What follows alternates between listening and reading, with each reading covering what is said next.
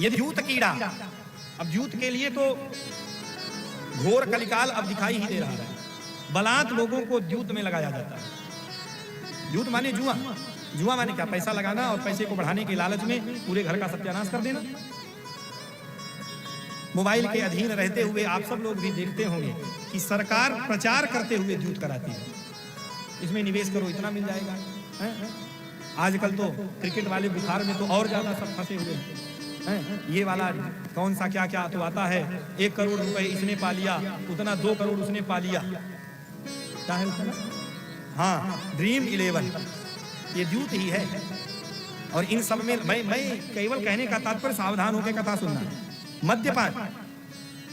मद्यपान करते हुए अथवा पूर्व में आपने किया हो, आप भागवत कथा सुनने को उद्यत हैं और आप इतना संकल्प करने की यदि शक्ति नहीं रखते हैं, आपके हृदय में इतना बल नहीं है कि चलो जो हो गया कुसंग के कारण मुझसे जो गलती हुई ठीक है, अब मैं भविष्य में कभी मद्यपान नहीं करूंगा, फिर भागवत सुनो तब तो बात बन जाएगी। और आपके हृदय में पहले से बना हुआ कि क्या पता, मन पर नियंत्रण तो है नहीं, चलो 7 दिन नहीं पीऊंगा, बाद में फिर पी लूंगा, तो कलयुग थोड़ी छोड़ने वाला है, बिल्कुल नहीं छोड़ेगा।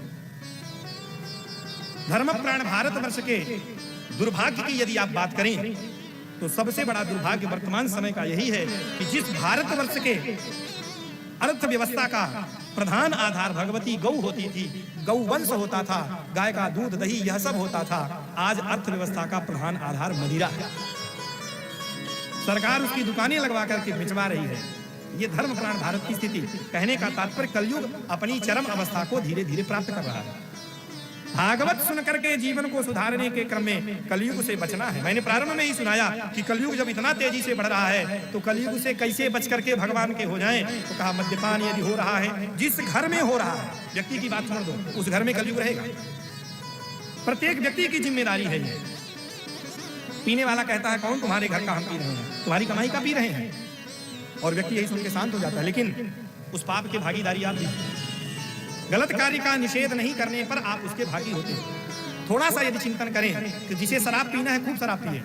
और मैं तो कहता हूं कि प्रत्येक जिले में एक ऐसा भवन बनाया, जैसे कोप भवन बनता था पहले कि जब तक क्रोध में है तब तक अंदर ही रहेगा।